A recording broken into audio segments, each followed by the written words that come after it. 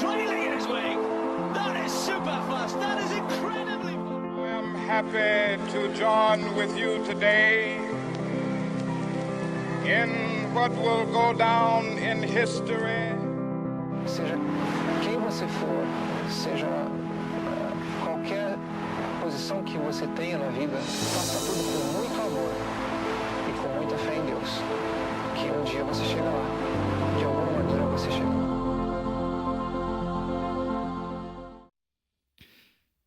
Se você tiver a Bíblia, o texto de hoje vai ser na carta aos Hebreus. É uma passagem, uma porção conhecida dessa carta, e eu gostaria de refletir aqui sobre o tema da espiritualidade ordinária. A gente ainda está nessa série extraordinariamente ordinária,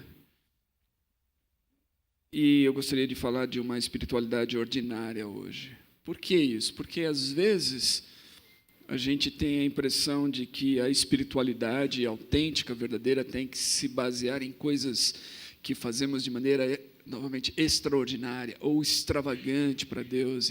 E muitas pessoas buscam e perseguem esse tipo de espiritualidade, de coisas, de ações, de eventos, de momentos de extravagância. Mas a maior parte da espiritualidade cristã, a maior parte da nossa vida, como a gente tem falado aqui, não é feita de momentos extraordinários. E ao dizer isso, eu quero lembrar que não há nada de errado em momentos extraordinários, ok? Não há nada de errado em momentos que a gente experimenta alguma coisa que vai além, que ultrapassa o ordinário. Não há nada de errado em momentos em que um vaso precioso é quebrado aos pés do Salvador. Isso é extraordinário. Não há nada de errado com isso. Mas a maior parte da nossa vida não é feita por esses momentos. É o que nós estamos tentando falar.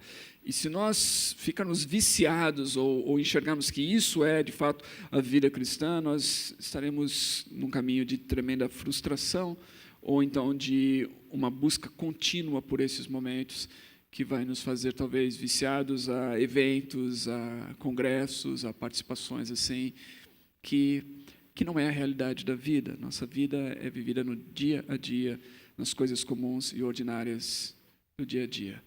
E nessas coisas comuns a gente tem que aprender a amar as pessoas no dia a dia, as pessoas que estão perto de nós, que convivem conosco, na nossa família de fé, e transferir esse amor para outras pessoas. A gente tem que aprender a servir essas pessoas no dia a dia. Lavar louça, por exemplo, para muitos é uma grande expressão de espiritualidade, né? E fazer isso, inclusive, para aliviar, talvez, a carga do outro, é ainda mais uma expressão de espiritualidade, quando você faz com essa atitude de servir, de aliviar a outra pessoa. Então, essas são as coisas que a gente tem falado aqui nessa série. Hoje eu quero falar sobre a espiritualidade em si, ordinária, baseado nesse texto da carta aos Hebreus. Eu vou ler os versículos 19 a 25, capítulo 10, 19 a 25. Hebreus 10, 19 a 25. Antes de ler, deixa eu aproveitar e introduzir só um pouquinho o texto aqui. Essa carta foi escrita, então, no primeiro século. Não sabemos ao certo quem foi o escritor. Várias correntes, né, para dizer quem que tem escrito. Algumas delas indicam ou poderiam dizer que talvez quem escreveu foi uma mulher, inclusive a carta. Pode ter sido. O fato é que nós não sabemos quem escreveu. Essa é uma carta rica em uma teologia do Velho Testamento, porque ela foi escrita a cristãos hebreus. Ela foi escrita num período em que esses cristãos também estavam sujeitos a perseguição. O contexto aqui é de perseguição, então é uma carta de encorajamento. De fato, eu estou falando carta aqui, mas também a possibilidade de que ela não teria sido uma carta comum, mas que teria sido um sermão que foi posteriormente distribuído, escrito e distribuído para esses irmãos, e talvez como formato de sermão, algumas coisas posteriormente tenham sido acrescentadas a ele. E isso qualquer pregador que prega durante muito tempo sabe disso. Às vezes você prega um sermão e você escreveu, fez o seu esboço e tudo mais, e quando você vai pregar esse sermão, algumas outras ideias vêm à sua mente, e não é incomum você depois ir lá naquele esboço e acrescentar algumas coisas e pontuar algumas outras coisas lá. Então, talvez tenha sido esse o formato daquilo que a gente conhece como Carta aos Hebreus. Nesse finalzinho que a gente vai ler aqui, é uma mudança da carta, há uma mudança do seu aspecto teológico, do seu aspecto doutrinário para um aspecto prático. Então, está mudando aqui a ênfase. Até então, aqui, ele está defendendo de maneira teológica e doutrinária o seu argumento sobre a supremacia de Cristo como nosso grande sumo sacerdote na casa de Deus. E ele está dizendo que tudo aquilo que fazia parte dos rituais, do culto no Velho Testamento, apontavam para Cristo. Eram sombra das quais Cristo é a realidade. Longos capítulos defendendo isso. Agora, então, há uma transição. O que fazer a partir dessa realidade?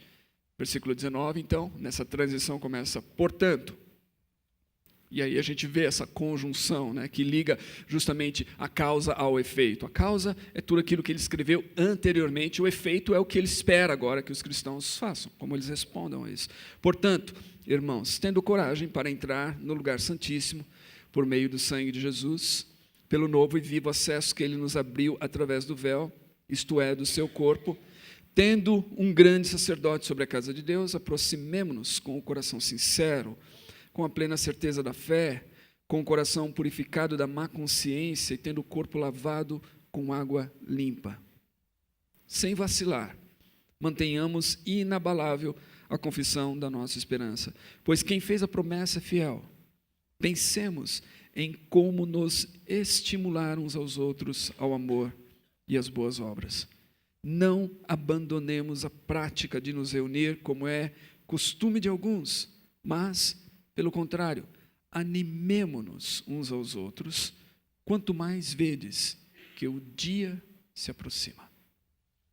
Então está aqui, nessa porção novamente, há uma transição da doutrina para a prática.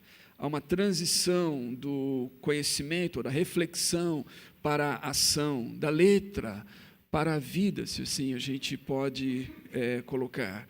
Porque só o conhecimento teológico não é o bastante. Conhecimento teológico que não leva a vida não serve para nada, a não ser para uma vaidade intelectual.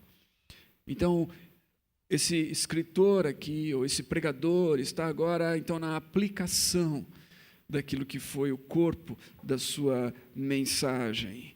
E está chamando os seus ouvintes para que eles possam responder de maneira prática a tudo aquilo que ele até então falou.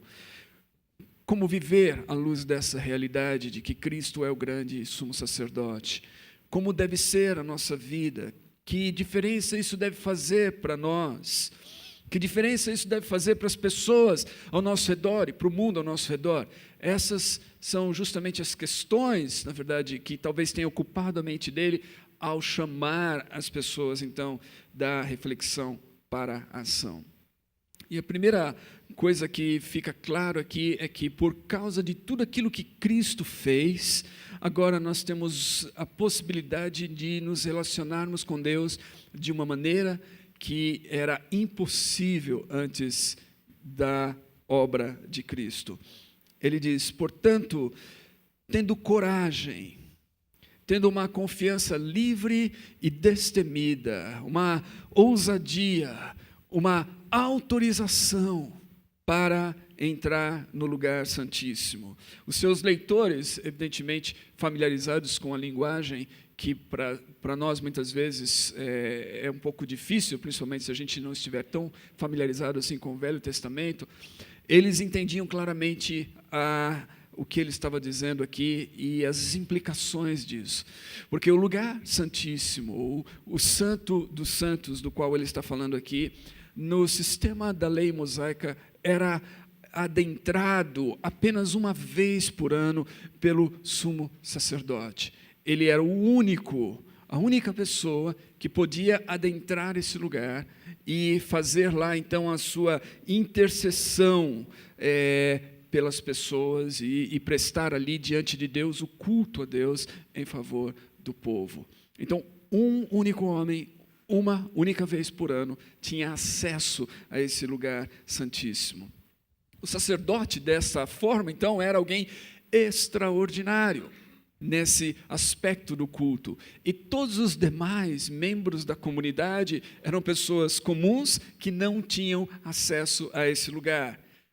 O que o escritor aos Hebreus está dizendo aqui é que, por causa daquilo que Cristo fez, e acerca do qual ele esteve tratando até esse versículo, agora os irmãos, todos os membros dessa comunidade, dessa família de fé, é isso que o termo irmãos aqui significa, eles são irmãos não porque nasceram do mesmo pai e mãe, eles são irmãos porque eles agora fazem parte da mesma família espiritual. Todos eles agora podem entrar com coragem nesse lugar santíssimo. E por quê? O que torna isso possível? Ele continua no texto, eles podem entrar no lugar santíssimo porque houve uma abertura nesse lugar. Ele descreve essa abertura através da morte de Jesus, pelo sangue de Cristo, pelo caminho que ele nos abriu através do véu, isto é, do seu corpo. Cristo morreu para que através da sua morte, isso já foi citado aqui de várias maneiras hoje, em várias canções, ele morreu para que através da sua morte nós tivéssemos acesso livre a Deus. Perdão de pecados. O sangue aqui fala do perdão de pecados. Quando nós comemos e bebemos hoje esse cálice com suco de uva, que fazemos em memória de Cristo, estamos fazendo para falar do sangue da nova aliança. O sangue que foi derramado por ele.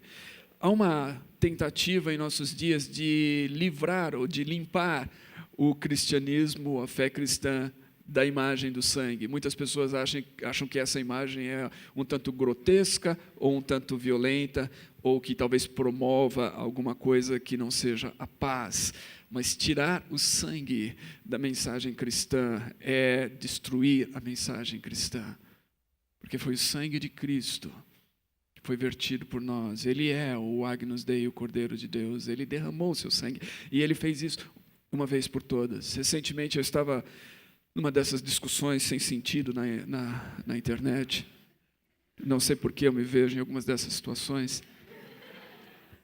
Mas eu estava numa dessas discussões e era acerca de sacrifícios de animais em rituais dos cultos afros. E a pessoa estava tentando dizer assim, olha, mas os cristãos comemoram o Natal e a Páscoa, por que eles estão... Né? E aí, no Natal e na Páscoa, tem animais, né? Os cristãos sacrificam, então ela estava dizendo peru e esse tipo de coisa, né? Era uma forçação de barra tremenda. A verdade é essa. Eu só estava tentando explicar para a pessoa que ela tinha que entender a mensagem cristã antes de falar isso, porque não há na mensagem cristã nenhuma exigência de sacrifício de animais. Simplesmente por quê? Porque para o cristão, Cristo morreu de uma vez por todas. Ele foi o Cordeiro que foi oferecido a Deus de uma vez por todas, de tal maneira que, se você ler os capítulos anteriores, principalmente o capítulo 10, esse capítulo mesmo, os primeiros versículos dessa mesma carta que nós estamos lendo aqui, você vai ver que é exatamente dito isso. De uma vez por todas ele morre, de tal maneira que não precisamos mais apresentar a Deus sacrifícios. O sistema mosaico, com aqueles sacrifícios todos de animais, eles apontavam para Cristo. Quando João vê Cristo, ele diz assim, este é o Cordeiro de Deus. Cristo morre e acabou, não há mais necessidade de sacrifícios, é isso. Ele paga com o seu sangue. Então, o sangue de Cristo é importante no aspecto da purificação, do perdão, da remissão dos nossos pecados. E ele abre um novo e vivo caminho para nós. E menciona aqui exatamente o véu, que era justamente esse véu que fazia separação do lugar santo dos santos. E os evangelhos dizem que, de certa maneira, quando Cristo morreu, o véu se partiu, o véu foi rasgado. O escritor diz que esse véu do templo que foi rasgado é o próprio corpo de Cristo que foi rasgado. Cristo morre, é o pão que é partido. Este é o meu corpo, que é partido por vós, que é rasgado por vós. Então, essa é a razão pela qual nós podemos chegar à presença de Deus. E, mais ainda, ele diz, e um grande sacerdote sobre a casa de Deus. Algumas versões acrescentam a palavra tendo aí, essa palavra não se encontra no texto, talvez na tentativa de dar uma fluidez, mas e um grande sacerdote na casa de Deus, por meio do sangue de Cristo, pelo novo e vivo acesso que Ele nos abriu pelo véu, isto é, o seu corpo, e um grande sacerdote na casa de Deus. Por todas essas coisas, nós podemos, então, com coragem, entrar no Santo dos Santos. Quem é esse grande sacerdote? É Jesus. Não há espiritualidade cristã sem Jesus. O fundamento da espiritualidade cristã é a obra de Jesus, e é Jesus. Ele é o foco, ele é o fundamento.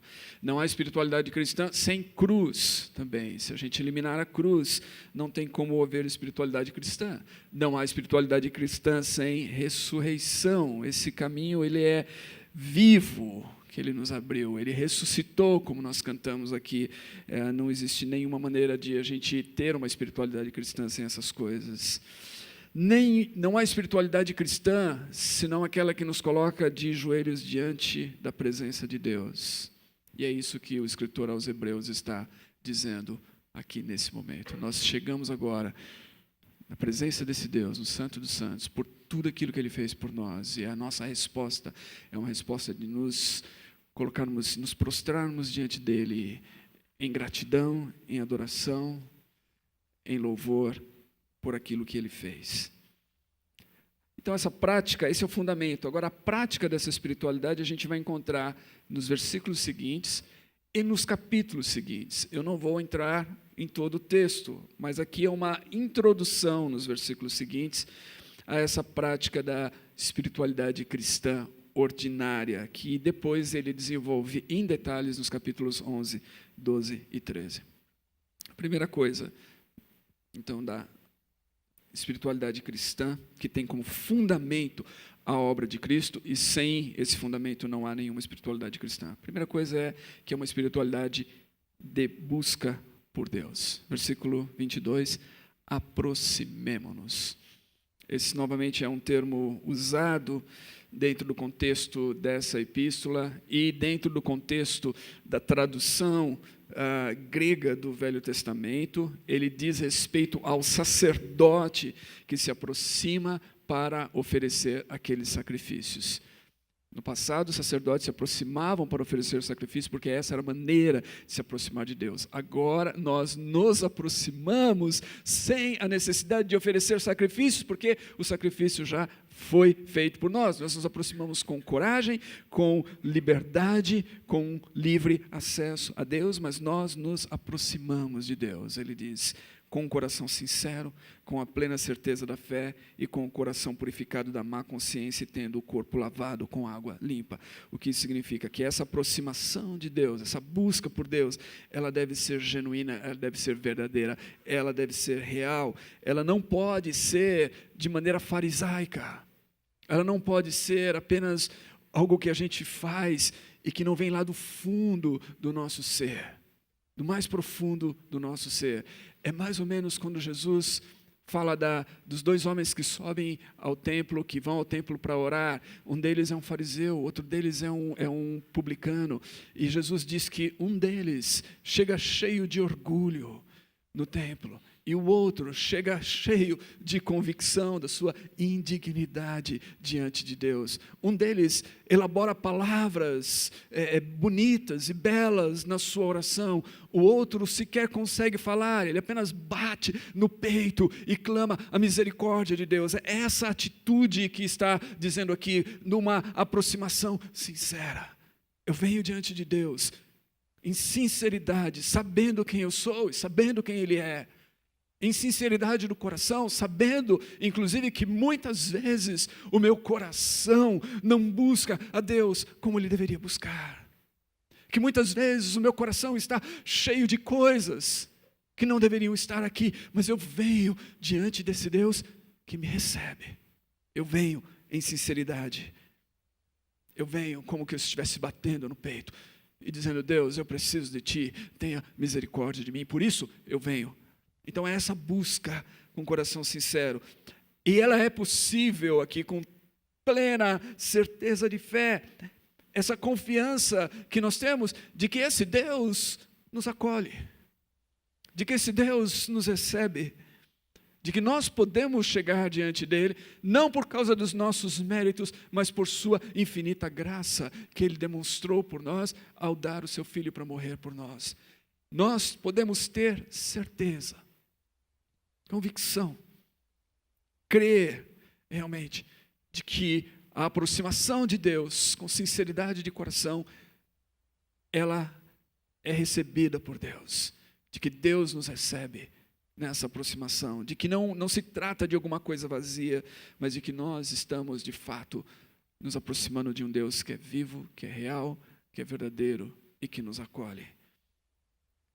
E com pureza, e essa pureza vem da confissão e do perdão dos pecados. João 1,9 diz que se nós falarmos que não temos pecados, nós enganamos a nós mesmos e nós estamos falando que Deus é mentiroso. Se nós confessarmos os pecados, Ele é fiel e justo para nos perdoar os pecados e nos purificar de toda a injustiça. A linguagem aqui é a linguagem de purificação do Velho Testamento, de todo o rito de purificação, de lavagem. Ao chegar diante de Deus, a nossa lavagem, a nossa purificação é a confissão novamente.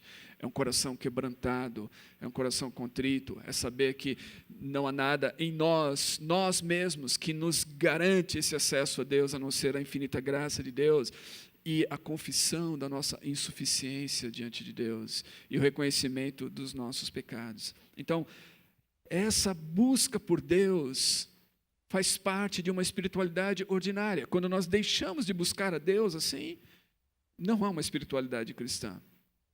Se nós abandonarmos essa busca por Deus, não há como nós mantermos uma vida cristã propriamente dita e uma espiritualidade cristã. A espiritualidade cristã, ela se manifesta na prática por uma busca contínua por Deus. Segundo, ela é uma espiritualidade de esperança. Versículo 23. Sem vacilar, mantenhamos inabalável a confissão da nossa esperança, pois quem fez a promessa é fiel. A confissão da nossa esperança. Espiritualidade ordinária, espiritualidade cristã ordinária, é uma espiritualidade da esperança. Ela olha para o futuro. Ela vê o invisível, ela enxerga além da visibilidade, daquilo que os nossos olhos conseguem enxergar, e ela faz isso, evidentemente, pela fé, nos versículos anteriores. Paulo vai dizer, e esse tema da esperança é um tema muito caro ao apóstolo Paulo. Ele vai dizer, principalmente na sua carta aos Coríntios, no capítulo 15, sobre a ressurreição, que a ressurreição é aquilo que nos move nessa esperança, que tira os nossos olhos somente do presente e coloca os nossos olhos no futuro. Na segunda carta aos Coríntios, ele vai falar novamente da esperança no aspecto de que nós temos um tesouro em vasos de barro. Nós temos essa grande riqueza do Evangelho e da graça e do amor de Deus, dessa nova vida do Espírito Santo em nós, em vasos de barro. Nosso corpo é um corpo mortal. Nós ficamos enfermos, nós morremos. A fraqueza em nós, Paulo está dizendo. Essa é a nossa realidade, um grande tesouro em vasos de barro. Mas ele fala assim, que nós olhamos para além do presente tempo. Nós olhamos para o futuro. Nós olhamos para algo que Deus ainda vai nos dar, um novo corpo, um corpo ressurreto, um corpo imortal. Paulo usa a expressão de casa, ou tabernáculo, para falar do corpo, e ele diz que nós temos uma casa, então, que Deus preparou para nós, que vai ser nos dada, uma nova casa, um novo corpo. E ele, no meio disso, ele fala assim, então nós andamos não por vista, mas por fé. Nós não fixamos os nossos olhos nas coisas visíveis, mas nas invisíveis, porque as visíveis são temporárias, as invisíveis são permanentes.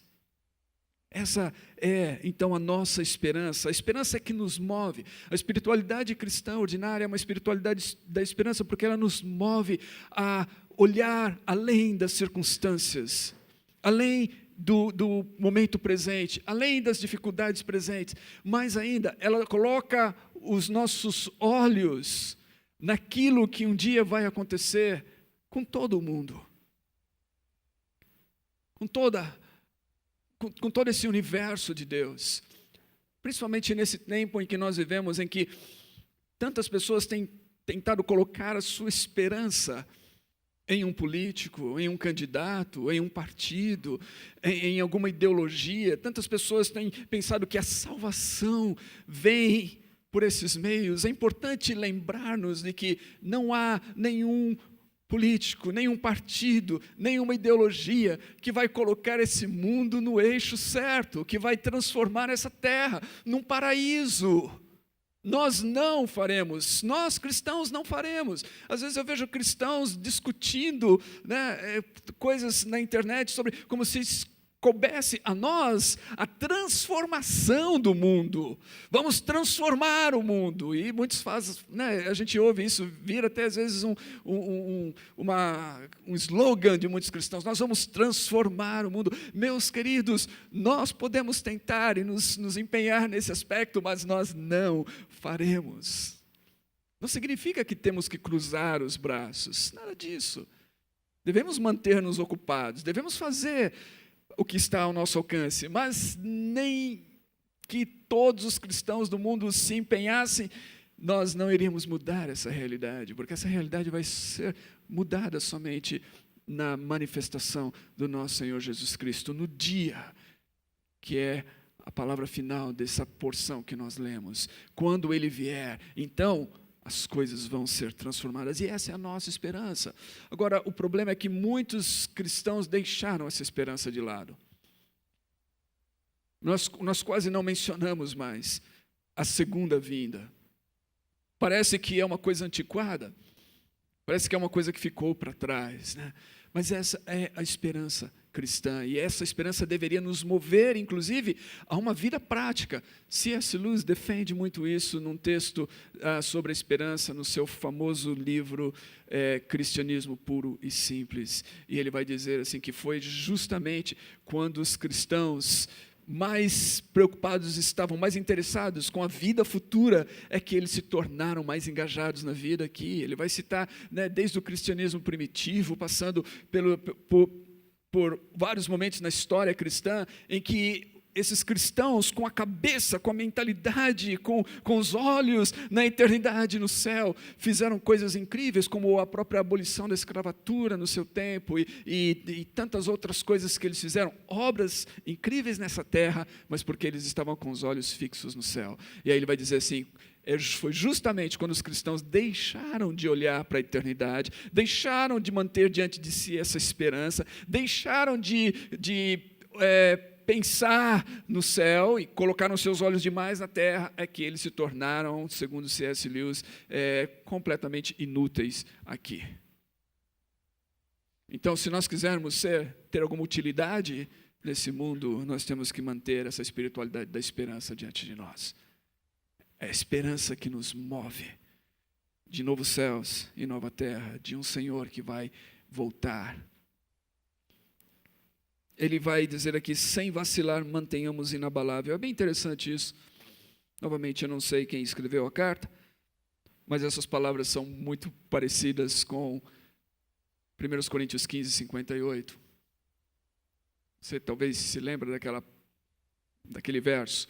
No final do longo argumento de Paulo a favor da ressurreição, versículo 58, ele diz: portanto, novamente ligando tudo aquilo que ele falou ao que ele vai dizer agora. Portanto, meus irmãos, sede firmes e constantes. Ele usa duas palavras gregas que são sinônimos aqui para dizer basicamente o que está dizendo aqui nesse versículo 23 de Hebreus 10. Mantenhamos inabalável.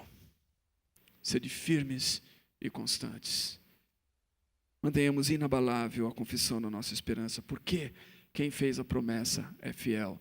Quando você lê os capítulos seguintes, capítulo 11, 12 e 13, principalmente no capítulo 11, ele vai falar sobre as promessas e a fidelidade de Deus e a fé. Aquele que fez a promessa é fiel.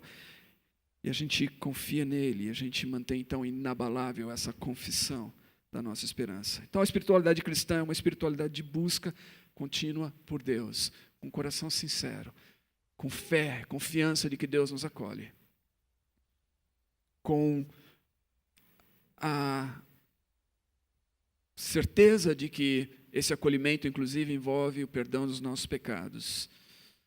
É uma espiritualidade da esperança que nos move para frente, olhar para frente, engajar-se nesse mundo novamente com os olhos no céu.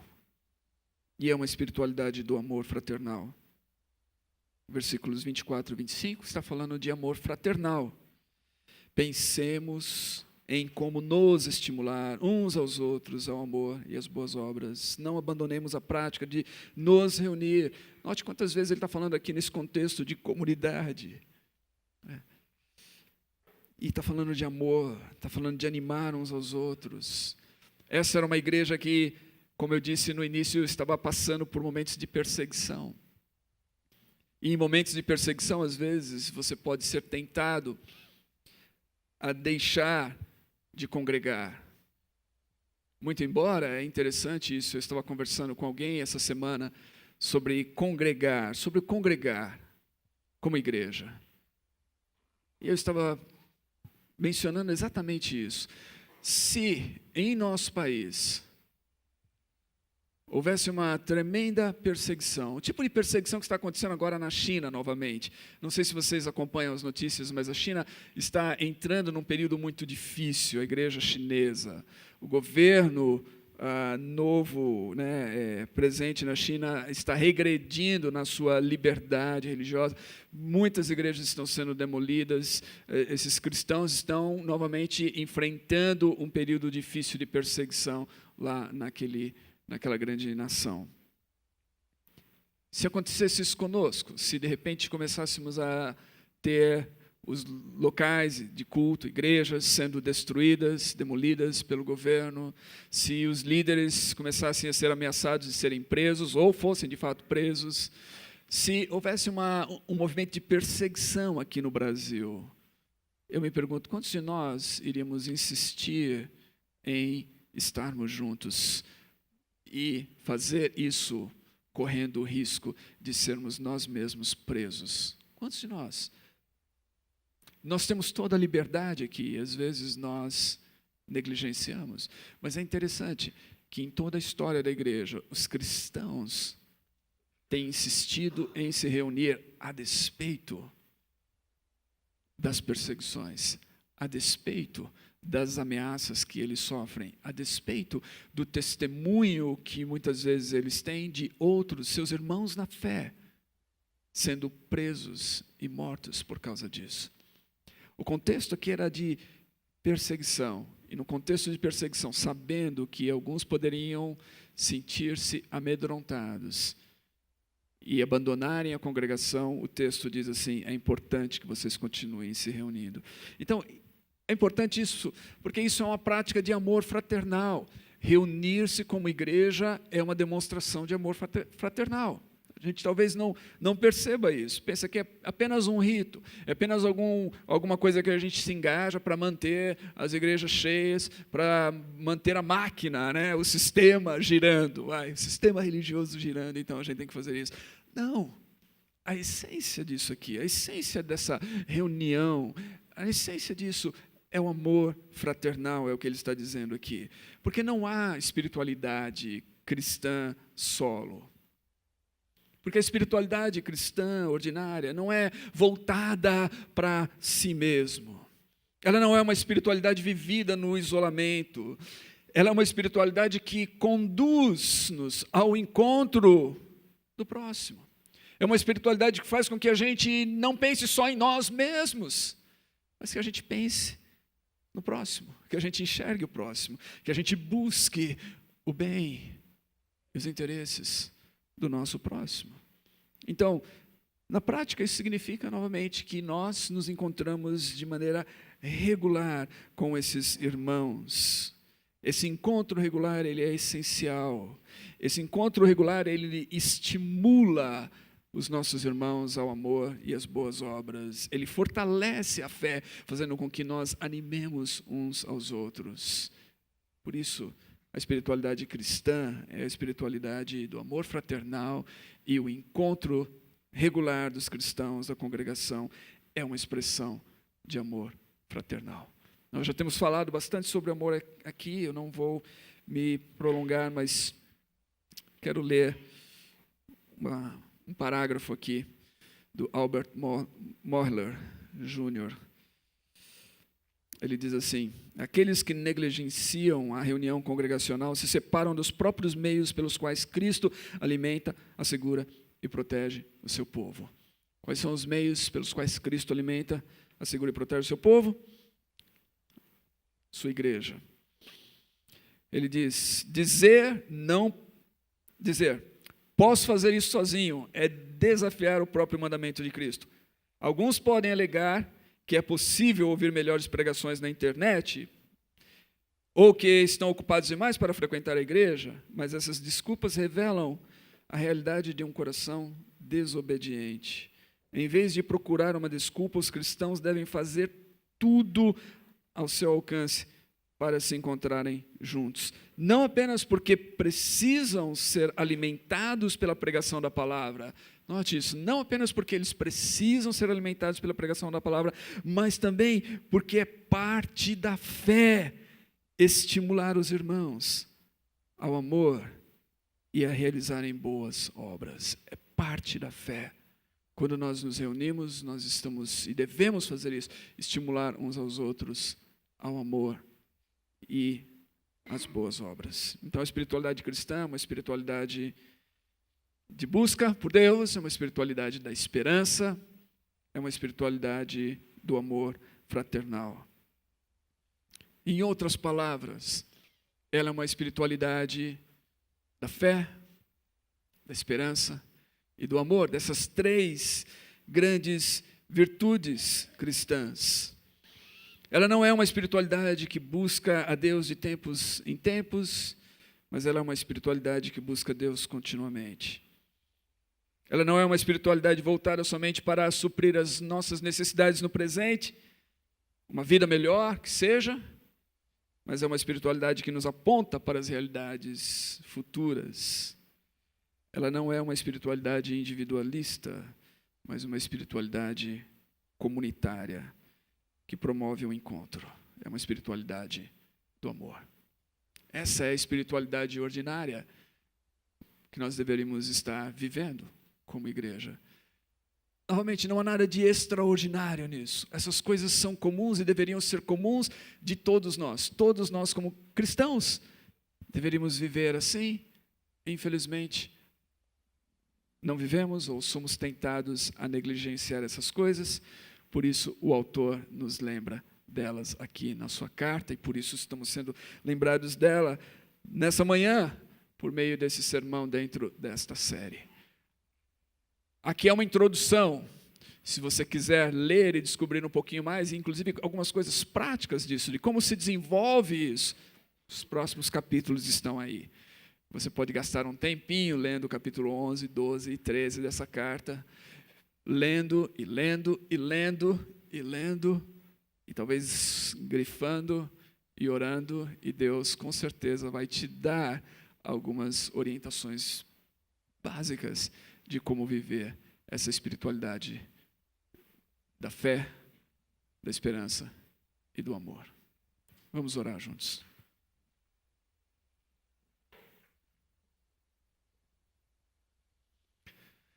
Senhor Deus, eu oro por mim, por meus irmãos e irmãs, nessa manhã aqui, por toda a tua igreja, e peço que o Senhor nos ajude. Eu peço que o Senhor ajude-nos a compreender quão maravilhoso, quão incrível é o fato de que por causa daquilo que Cristo fez, hoje nós temos acesso à tua presença. E esse acesso, ele é um acesso livre de qualquer mediação humana. Cristo abriu o caminho, Ele é o nosso mediador, Ele é o único mediador entre nós e Deus. E que cada um de nós aqui agora somos esse sacerdote. E cada um de nós agora temos esse acesso ao Santo dos Santos. E podemos nos apresentar diante de Deus para cultuá-lo, para invocá-lo, para receber dele o perdão, para receber dele a vida. Então, Deus, eu oro para que a gente não só compreenda isso, mas para que a gente viva, então, à luz disso. E viver à luz disso significa que nós não negligenciamos a prática de uma vida de busca, de uma vida de oração, de uma vida de intercessão, de uma vida voltada para Deus, de uma vida que encontra na rotina do dia a dia momentos para voltarmos intencionalmente a nossa atenção, o nosso olhar, o nosso coração para Deus, em reconhecimento de que sem Ele nós não somos ninguém. Deus, eu oro para que, no meio de tudo isso, a gente possa lembrar qual é, de fato, a nossa esperança. Que a gente não troque essa esperança pelas vãs esperanças desse mundo, pelas esperanças falhas. Que a gente não troque a esperança verdadeira, cristã, pela utopia, que a gente mantenha diante de nós a certeza inabalável de que a nossa esperança está naquele que ressuscitou dentre os mortos e que está vivo e que vai voltar novamente para transformar esse mundo e para completar a obra em nossas vidas através da redenção dos nossos corpos. Deus, eu oro para que tudo isso nos incentive a uma vida comunitária, onde nós olhamos ao nosso redor e temos a consciência de que nossos irmãos precisam de nós. Deus, alguns de nós aqui temos décadas de jornada cristã, alguns estão começando essa jornada. Alguns de nós aqui já experimentamos vales profundos e desertos angustiantes. Já estivemos muitas vezes na caverna. Outros estão apenas dando os primeiros passos. Que tenhamos então, Deus, um profundo interesse por eles.